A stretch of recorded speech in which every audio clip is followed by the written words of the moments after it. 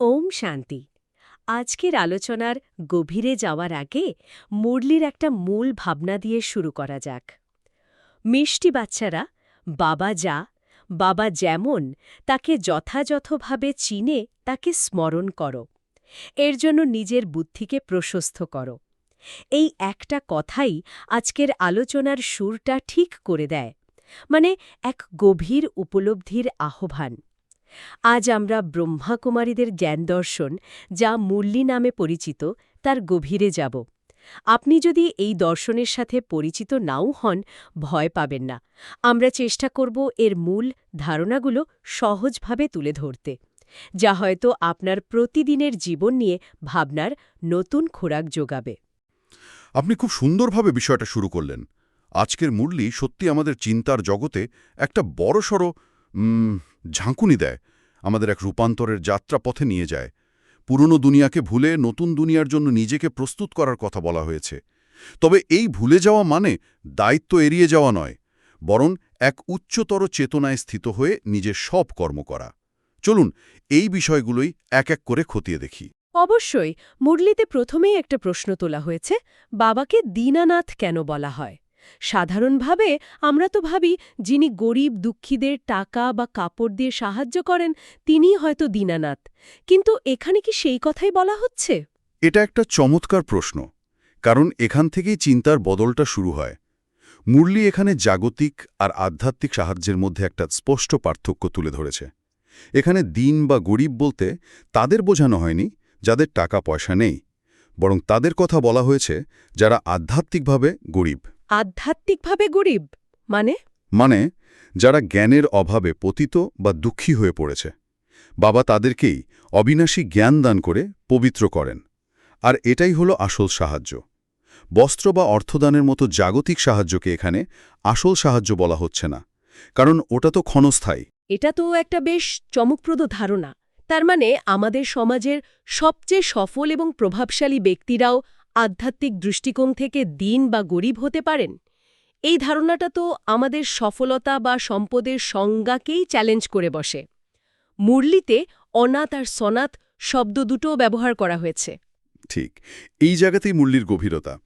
সনাথ হল সেই যার মাথায় জ্ঞানের আশ্রয়দাতা, অর্থাৎ পারলৌকিক পিতার হাত রয়েছে, যার কাছে জ্ঞান ও যোগের শক্তি আছে, যে আধ্যাত্মিকভাবে সুরক্ষিত। এই দৃষ্টিকোণ থেকে দেখলে এই দুনিয়ার কোটিপতিরাও আসলে অনাথ। আচ্ছা। কারণ তাদের কাছে অল্প সময়ের সম্পদ থাকলেও পারলৌকিক পিতা বা চিরস্থায়ী জ্ঞানের আশ্রয় নেই। জাগতিক সম্পদ তো আজ আছে, কাল মাটিতে মিশে যাবে, কিন্তু জ্ঞানরত্ন, সেটা আত্মাকে চিরকালের জন্য সম্পদশালী করে তোলে। তাই বাবা এই অনাথ দুনিয়াকে সনাথ করতে আসেন। তাহলে আমরা বুঝলাম যে আসল দারিদ্র্য হল জ্ঞানের অভাব। কিন্তু এই জ্ঞান অর্জন করতে গেলে তো পুরনো কিছু ধারণাকে ছাড়তে হবে। মুরলিতে ঠিক এই পুরনো দুনিয়াকে ভুলে যাওয়ার কথাই বলা হয়েছে, যা শুনতে একটু কঠিন বা র্যাডিক্যাল মনে হতে পারে। গানের লাইনটাও তো বেশ নাটকীয়। জগৎ সংসারকে ভুলে যাওয়ার এটাই তো মরশুম। এটা কি এক ধরনের পলায়নবাদ? না, একেবারেই তা নয়। এই ভাবনাটা নিয়ে অনেকের মনেই প্রশ্ন জাগে। মুরলি ব্যাখ্যা করে যে কলিযুগের মানুষ জানে যে তাদের এই পুরনো শরীর ছেড়ে যেতে হবে, কিন্তু তারা ভাবে যে এতে লক্ষ লক্ষ বছর বাকি। বাবা এসে এই ভ্রম ভেঙে দিয়ে স্মৃতি স্মরণ করিয়ে দেন যে নতুন দুনিয়া, অর্থাৎ সত্যযুগ এখন স্থাপন হচ্ছে। তাই পুরনো জগতের প্রতি আসক্তি ত্যাগ করে নতুন জগতের জন্য নিজেকে প্রস্তুত করতে হবে। এটা অনেকটা ধরুন পুরনো জরাজীর্ণ বাড়ি ছেড়ে নতুন বাড়িতে যাওয়ার প্রস্তুতির মতো। আপনি পুরনো বাড়ির প্রতি আসক্ত হয়ে থাকলে নতুন বাড়িতে যাওয়ার আনন্দ উপভোগ করতে পারবেন না। এটা হলো এক সচেতন স্থানান্তর, পলায়ন নয়। কিন্তু এটা কি একটু কঠিন শোনাচ্ছে না? আমাদের পরিবার, বন্ধু, কাজ এ সবই তো পুরনো দুনিয়ার অংশ। এগুলোকে ভুলে যাওয়া মানে কি সম্পর্ক ছিন্ন করে দেওয়া?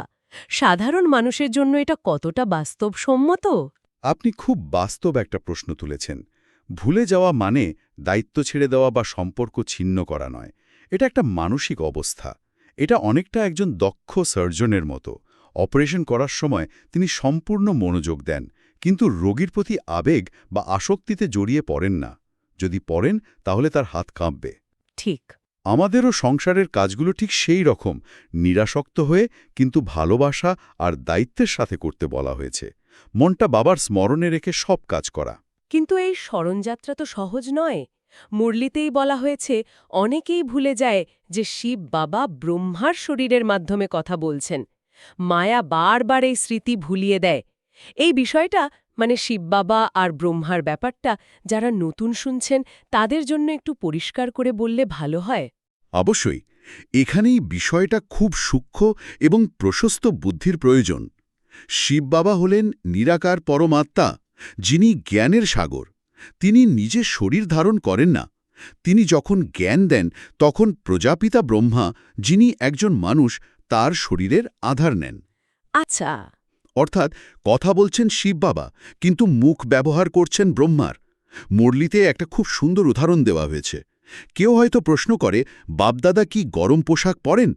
উত্তরে শিব বাবা বলেন, তার তো খিদে, তৃষ্ণা বা ঠান্ডা লাগার কোনো ব্যাপারই নেই।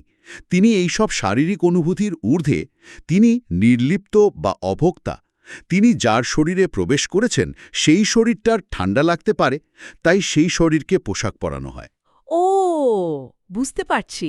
এই পার্থক্যটা ধরতে পারাটাই হলো প্রশস্ত বুদ্ধি। বাবাকে তার আসল নির্লিপ্ত রূপে চিনতে পারা। বাহ, খুব সুন্দরভাবে বোঝালেন। তার মানে বাবাকে তার আসল রূপে চেনাটাই আসল চেনা। বাহ্যিক রূপের মাধ্যমে তাকে দেখলে ভুল হতে পারে। এই জ্ঞান অর্জন করার মূল লক্ষ্যই তো হল নিজের জীবনকে পরিবর্তন করা। মুরলীতে বলা হয়েছে আমাদের লক্ষ্য হল লক্ষ্মী নারায়ণের মতো হওয়া। এই উচ্চ এইম অবজেক্ট কিভাবে অর্জন করা সম্ভব? এই উচ্চ পদ প্রাপ্ত করার জন্যই তো এই ঈশ্বরীয় পড়াশোনা। মুরলী অনুযায়ী অন্যান্য শাস্ত্রের জ্ঞান হল এক বস্তা আটাতে এক চিমটে নুনের মতো, কিন্তু বাবার দেওয়া জ্ঞান সম্পূর্ণ। এই জ্ঞান আমাদের কর্ম, অকর্ম এবং বিকর্মের গুহগতি বুঝতে শেখায়। মানে কোন কর্ম আমাদের উন্নতি করায় আর কোনটা পতন ঘটায়? একদম, তার স্পষ্ট দিশা দেয়। তবে শুধু জ্ঞান যথেষ্ট নয়, সেই জ্ঞানকে জীবনে ধারণও করতে হবে। প্রয়োগ করাটাই আসল পুরুষার্থ। আচ্ছা, এই পুরুষার্থ শব্দটা আমরা প্রায়ই শুনে থাকি। এই জ্ঞানের পরিপ্রেক্ষিতে পুরুষার্থ মানে ঠিক কি? এটা কি শুধু চেষ্টা করা, নাকি এর চেয়েও গভীর কিছু? পুরুষার্থ মানে হল আত্মিক উন্নতির জন্য সচেতনভাবে করা প্রচেষ্টা। এটা শুধু চেষ্টা নয়, এটা হল ঈশ্বরীয় নির্দেশনা মেনে নিজেকে পরিবর্তন করার আন্তরিক সাধনা। আর এই সাধনার ক্ষেত্রে মুরলী মূলত ক্রোধ ত্যাগ করার কথা বলেছে। খুব স্পষ্টভাবে বলা হয়েছে, ক্রোধই মূল দুঃখের কারণ। হুম। মন, বচন ও কর্ম দিয়ে কাউকে দুঃখ না দেওয়া। নির্মোহী হয়ে সবার সাথে ভালোবাসার সঙ্গে ব্যবহার করতে বলা হয়েছে। মিষ্টি স্বভাব তৈরি করার কথা বারবার বলা হয়েছে। মুরলীতে একটা সুখী পরিবারের খুব সুন্দর উদাহরণ দেওয়া হয়েছে, যেখানে সবাই একসাথে থেকেও কোনো ঝগড়া বিবাদ ছাড়াই শান্তিতে থাকে।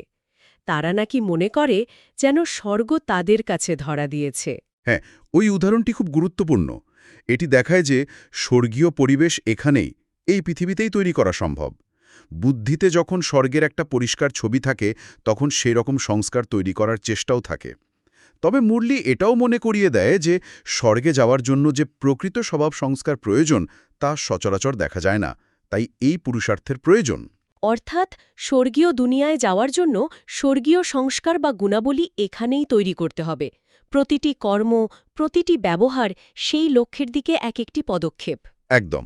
এই বিষয়টা আমাকে ভাবাচ্ছে। আমরা সবসময় বাইরের জগতে শান্তি খুঁজি, কিন্তু মুরলী বলছে যে আমাদের ভেতর থেকেই শান্তির পরিবেশ তৈরি করতে হবে। তার মানে স্বর্গ কোনো ভৌগোলিক জায়গা নয়, এটা একটা চেতনার স্তর যা আমাদের নিজেদেরই অর্জন করতে হয়। একদম, আপনি সারমর্মটা ধরে ফেলেছেন। পুণ্য আত্মা বা পাপ আত্মা এই তকমা শরীরের নয়, আত্মার। আর সেই আত্মিক গুণাবলী অর্জনের জন্যই বাবা শিক্ষা দেন সবার সাথে মধুর ব্যবহার করতে, কেউ কটু কথা বললেও তাকে উল্টো জবাব না দিতে। নির্মোহী হতে হবে, কিন্তু ভালোবাসার সাথে কর্ম করতে হবে। আলোচনার এই পর্যায়ে এসে একটা খুব আকর্ষণীয় তুলনা টানা হয়েছে বিজ্ঞানের বিস্ময় আর নীরবতার বিস্ময়ের মধ্যে। বিজ্ঞানের বিস্ময় তো আমরা চোখের সামনেই দেখছি, স্মার্টফোন, মহাকাশযান। কিন্তু নীরবতার বিস্ময় বা ওয়ান্ডার্স অফ সাইলেন্স কিভাবে এর সাথে তুলনীয় হতে পারে? এটা তো অদৃশ্য, অনুভব করার বিষয়। ঠিক এখানেই মজাটা। বিজ্ঞানের আবিষ্কারগুলো আমাদের বাইরের জীবনকে সহজ করে, কিন্তু ভেতরের কোলাহল, টেনশন ওগুলো কমাতে পারে না, বরং অনেক ক্ষেত্রে বাড়িয়ে দেয়। ঠিক। নীরবতার শক্তি ঠিক উল্টো কাজ করে। এটা এমন এক অভ্যন্তরীণ শক্তি তৈরি করে যা বাইরের পরিস্থিতিকে প্রভাবিত করার ক্ষমতা রাখে। মুরলিতে যে উপমাটি ব্যবহার করা হয়েছে তা অসাধারণ। কাজ করতে করতেও মন যেন প্রিয়তম বাবার স্মরণে থাকে। হাত কাজ করে যাচ্ছে, কিন্তু মন পড়ে থাকে প্রীতমের প্রতি। বাহ! এই অনুভূতি একসময় স্থায়ী অবস্থায় পরিণত হয়। তখন বাইরে যতই ঝড় উঠুক, ভেতরে এক গভীর শান্তি বিরাজ করে। এটাই নীরবতার বিস্ময়। এবং এই অভ্যন্তরীণ শক্তি দিয়েই বিশ্বের সেবা করার কথা বলা হয়েছে। বরদানে মাস্টার গতি সদ্গতিদাতা হওয়ার কথা বলা হয়েছে। এর অর্থ কি? এর অর্থ হল নিজের উন্নত স্থিতি বা ফেরেশতা স্বরূপ দিয়ে বিশ্বের দুঃখী আত্মাদের শান্তি ও মুক্তির পথ দেখানো। বরদানে বলা হয়েছে, যখন সারা দুনিয়ায় অশান্তি, রোগ, শোকের কারণে হাহাকার, কেউ মূল্যবৃদ্ধির জন্য, কেউ ক্ষুধার জন্য, কেউ বা মনের অশান্তির জন্য চিৎকার করছে, তখন এই শান্তিস্বরূপ আত্মারা তাদের শক্তিশালী কম্পন দিয়ে অন্যদের শান্তি বিতরণ করতে পারে। এটাই হলো শ্রেষ্ঠ সেবা। আচ্ছা। যখন হতাশ মানুষ শান্তির খোঁজে টাওয়ার অফ পিসের দিকে তাকায়, তখন এই আত্মাদেরই দায়িত্ব হল তাদের গতি ও সদ্গতির পথ দেখানো। তার মানে সেবা শুধু জ্ঞান দেওয়া বা কথা বলার নয়, নিজের স্থিতির কম্পন দিয়েও সেবা করা যায়, যা হয়তো আরও বেশি শক্তিশালী। যখন শব্দ পৌঁছাতে পারে না, তখন এই নীরবতার কম্পন কাজ করে। আপনি একেবারে সঠিক বলেছেন। এটাই হলো সাইলেন্সের আসল শক্তি। তাহলে আজকের এই গভীর আলোচনা থেকে আমরা যা শিখলাম তা সারমর্ম করলে দাঁড়ায়, প্রথমত আমাদের রূপ বসন্ত হতে হবে, অর্থাৎ যোগী ও জ্ঞানী হয়ে এমন মিষ্টি কথা বলতে হবে যেন মুখ থেকে সবসময় জ্ঞান রত্নই বেরোয়। আর দ্বিতীয়ত, নির্মোহী হয়েও সবার সাথে ভালোবাসার ব্যবহার করতে হবে এবং আধ্যাত্মিকভাবে অনাথ আত্মাদের সনাথ করার দায়িত্ব পালন করতে হবে। এবং সবশেষে মুরলির স্লোগানটি আমাদের ভাবনার জন্য একটি অসাধারণ দিক নির্দেশনা দেয়। মনকে এতটাই শক্তিশালী বানিয়ে নাও যে কোনো পরিস্থিতি যেন মনকে দোলাচলে না নিয়ে আসতে পারে। আজকের এই আলোচনা থেকে একটি প্রশ্নই মনে থেকে যায় যে পৃথিবীতে পরিস্থিতি প্রতিনিয়ত আমাদের মনকে নাড়া দেওয়ার চেষ্টা করছে, সেখানে এমন অটল এবং শক্তিশালী মন তৈরি করার প্রথম পদক্ষেপ কি হতে পারে? প্রথম পদক্ষেপটা হয়তো খুব সহজ শোনায়, কিন্তু খুব শক্তিশালী। সকালে ঘুম থেকে উঠে মাত্র 1 মিনিটের জন্য চোখ বন্ধ করে নিজেকে প্রশ্ন করা, আমি কে? আমি এই শরীর নই, আমার নাম নই, আমার পদবী বা পেশা নই। আমি এক শান্ত, পবিত্র, শক্তিশালী আত্মা। এই একটা ভাবনা, এই 1 মিনিটের নীরবতা সারা দিনের জন্য আপনার মানসিকতার সুর বেঁধে দিতে পারে। এটাই হয়তো সেই অটল মন তৈরি করার প্রথম এবং সবচেয়ে গুরুত্বপূর্ণ পদক্ষেপ। ওম শান্তি।